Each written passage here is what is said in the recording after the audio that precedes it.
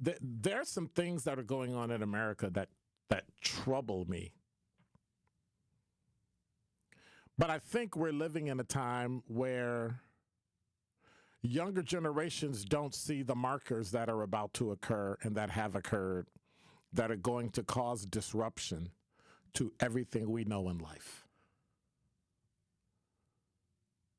That because we have not had repercussions to actions of people since what, 2020? We are going to get into a level of, I believe, unlawlessness and disruption that younger people haven't seen before, and it's going to cause them to react in a way that's negative both for them, their family, and the community, along with the country. And we have to be careful because many of them have never lived through the type of things that are going on right now, but many of us have. And so we've gone from the Me Too movement, right, of hammering everybody. If you say what I don't like, we get rid of you. If you do something I don't like, we get rid of you. If I'm in my own dressing room and you come in my dressing room and I'm naked, I get canceled and I get fired, even though you came in my room. Because when gender or lifestyle or anything differs, the person with perceived power always loses. But we're starting to see this pushback that now the pushback is coming way too far from the other side. People have been tired of healthcare for the last 25, 30, 40, 50 years. Healthcare has gotten exceedingly more expensive and exceedingly poor. Hospitals do a poor job. Insurance companies do a poor job. Medical doctors do a poor job. Nurses do a poor job. And it's only maybe like 5% of them, and the rest do an absolutely phenomenal job. But the squeaky wheel gets the grease, right? If the only one that's causing trouble are the ones that are bad, then that's what we see. And thus we have a homicide of a CEO of the largest healthcare insurance company in the country because your claims have increased because you've increased your business, 45 million people? 50% of your claims are denied. 50%.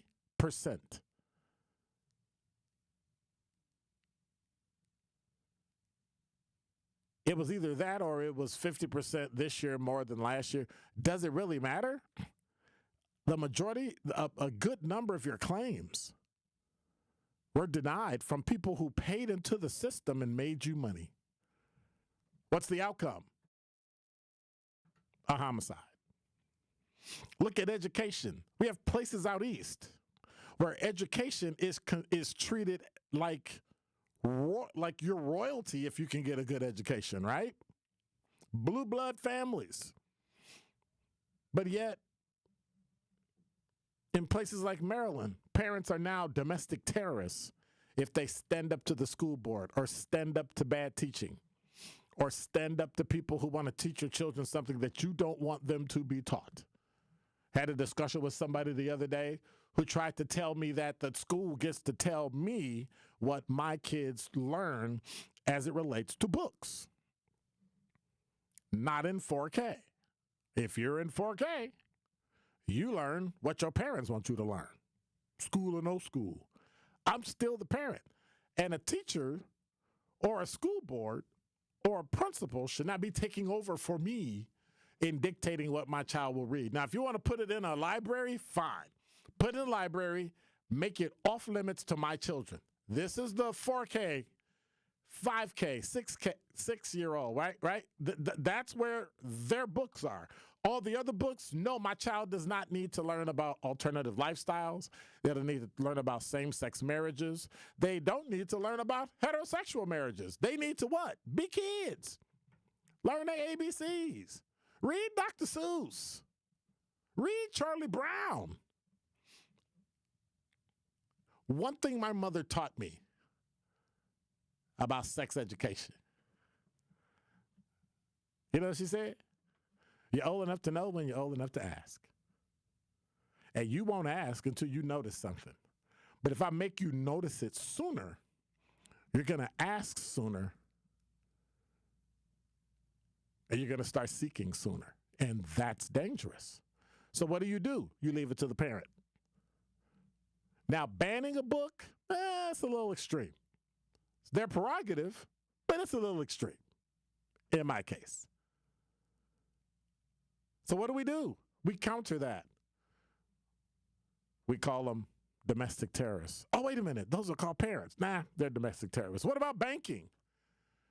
We saw today one of our partners, right, got hacked.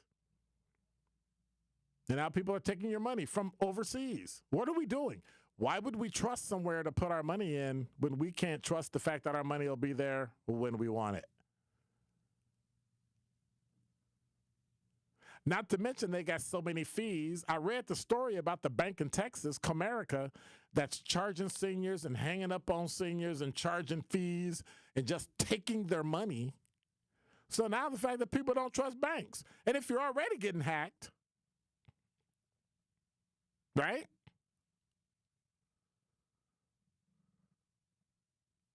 But then there's politics. Both parties are borderline bankrupt as it relates to dealing with the rest of America. And they're not really offering any real solutions that people like. Have the people spoken? Oh, they most certainly have. They spoke about healthcare, they spoke about education, they spoke about banking, and they spoke about politics. Those four things that impact our lives each and every day. So unless you put your ear to the ground and listen to what's coming, you're going to miss the takeover. You're going to miss the slow degradation of American culture because people keep complaining about living in a country that people fight to come live in. The sheer hypocrisy of the argument makes no sense. You're actually arguing that Elon Musk is now worth $400 billion, the richest man in the world, double what the closest other person is, Jeff Bezos, around $200 million. And you're upset that he made the money to the point that you come up with excuses as to how he got rich. Well, he didn't start from the beginning. Right. And your kids won't start from the beginning either. They're going to start based on what you give them. Why is that bad?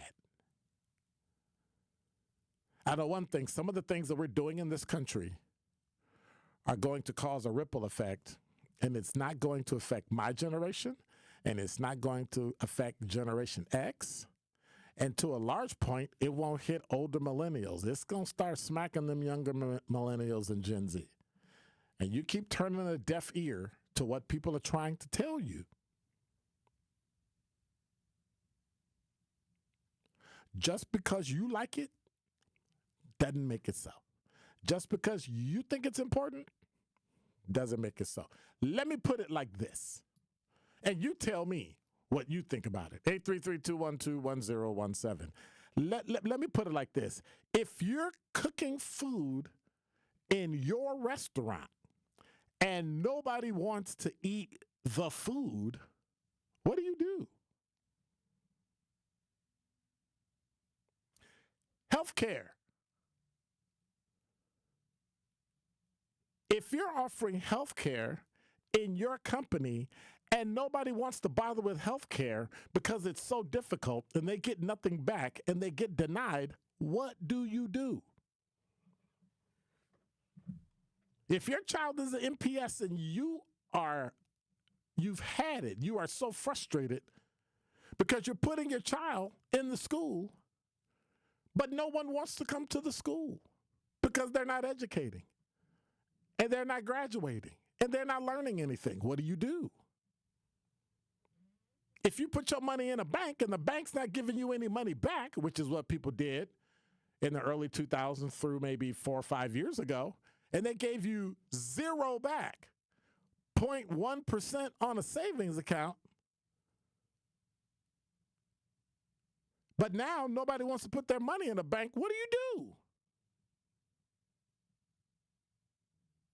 But then we come to politics. You put all your eggs in one party, people vote, and nobody wants your party. What do? 833-212-1017 is the number. The only thing that you can take out of all that is that it doesn't matter if it's politics or banking or education or healthcare. One thing you got to remember this year, in 2024, the people have spoken. And that is Dr. Ken's Truth on the new 1017 The Truth. Truth Nation! And all our juicy jammers out there. Make certain